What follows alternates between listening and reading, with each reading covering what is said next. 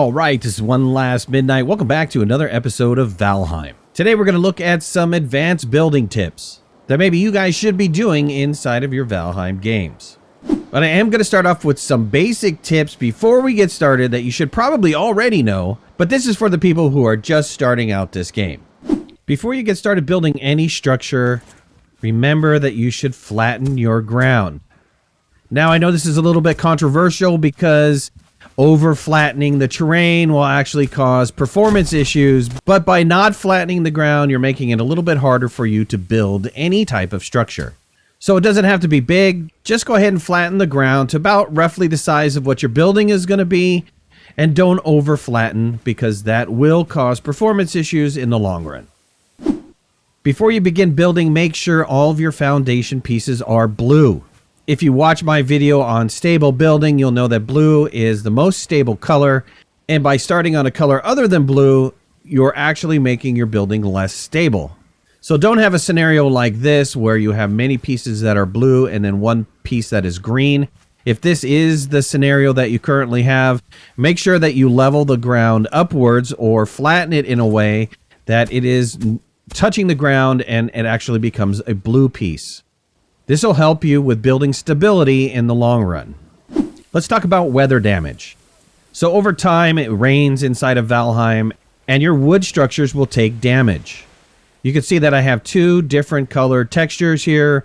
One wood texture that is more brownish, and then one is more darkish. And if I hover over them, you'll notice that their health bar is 50% lower. The damaged one is 50% lower. This is a weathered board. It can easily be fixed by just repairing it. However, while the weather texture doesn't look that great, it is not going to degrade below 50%. Being able to rest inside of your structure requires a fire. But if your fire is outside and it happens to be storming, your fire will go out and you won't be able to sleep. So most people put a fire inside of their house. The only way to place a fire is to make sure that fire is on the dirt. But this looks ugly. And it's not very appealing to the inside of your home.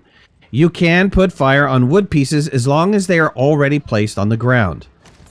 So in this case, I can add a floor wood piece to over this fire, and it will not hurt the fire at all. And it gives a nice aesthetic to inside of my house instead of looking at dirt.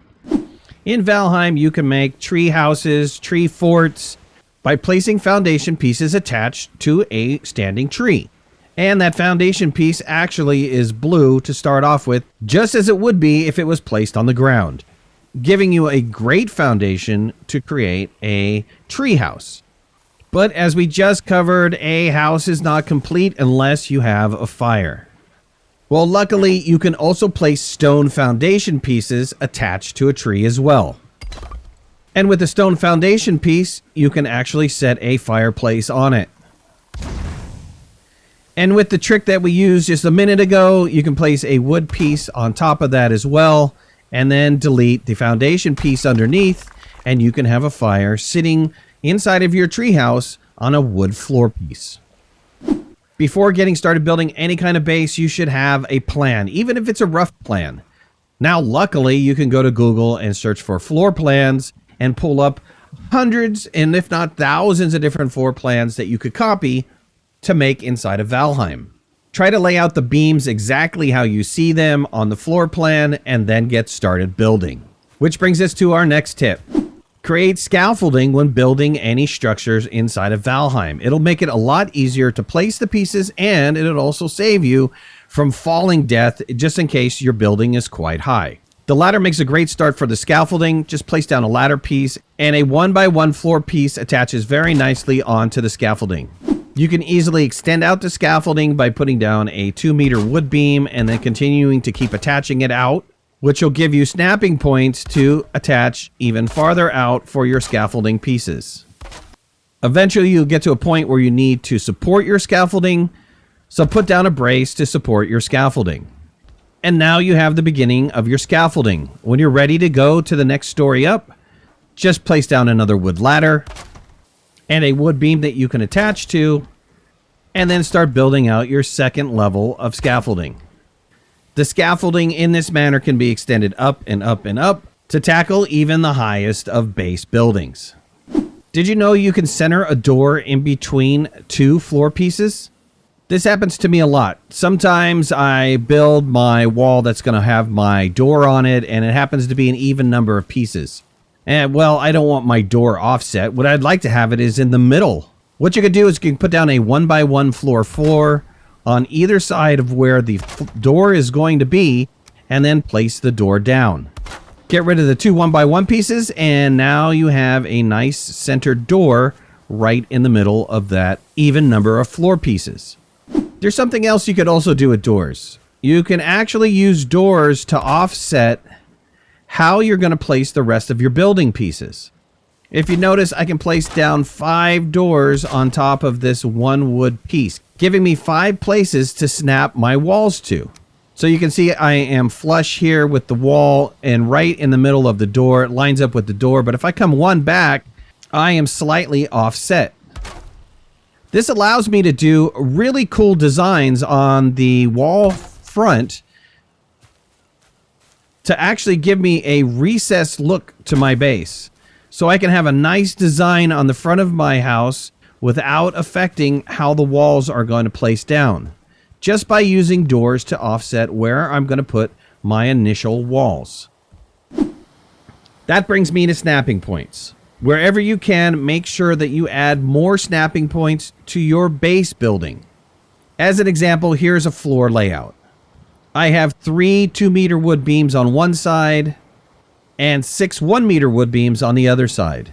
If I was to do some sort of floor design, I wouldn't be able to get really a very neat floor design with the 3 wooden beams, because there's just not enough snapping points to be able to snap to the floor and give it some sort of cool effect. Whereas the 6 1-meter wood beam floor, because it has double the amount of snapping points, will allow me to create some very interesting designs and patterns because of those additional snap points. That's true for all of your base buildings, whether you're building a wall or whether you're building any kind of internal structure of your house. You can offset some pieces to give you those additional snapping points that you wouldn't have just by putting down a single piece. You can see, because we offset that one wall in the center, we now have an additional 2 snapping points that we could use for other things. 45-degree roofing is impossible to stand on. Matter of fact, you can't. You'll wind up sliding down. So in order to stand on roofing that's 45 degrees, you're going to need to have a ladder. So make sure you put down ladders when roofing so that you can easily get up to the top of your base, or you could just use them temporarily to put down your roof thatching. Let's talk about the Y support inside of Valheim. If you notice, I have a base piece here with some beams that are going across and a T support. And if you notice, I start on blue, I go to green, and then a lighter shade of green, and then the yellow, and then the red. And this is standard for the Valheim building system, where red, you put anything on red and it'll wind up breaking off. This T support is good in some options, but what's better is to add an angle piece to give you a Y support. If I put down a single Y support, you can see that this piece on this side over here is red, where the piece with the Y support is now an orange color. A slightly lighter shade that will allow me to attach one more piece onto the end of this structure.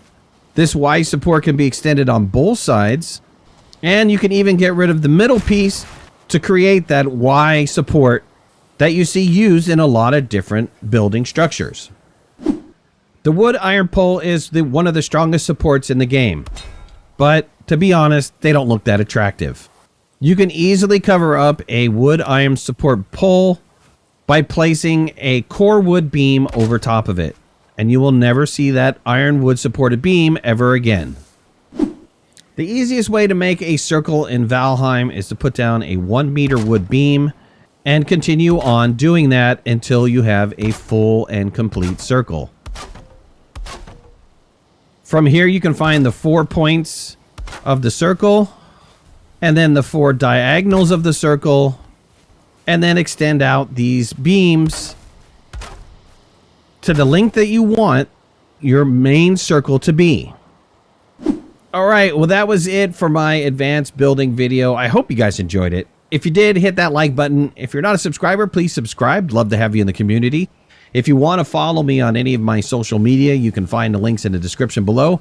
And make sure to hit that notification bell. That way you know when I go live and when I post new videos. I'll talk to you soon. Thanks a lot. Bye-bye.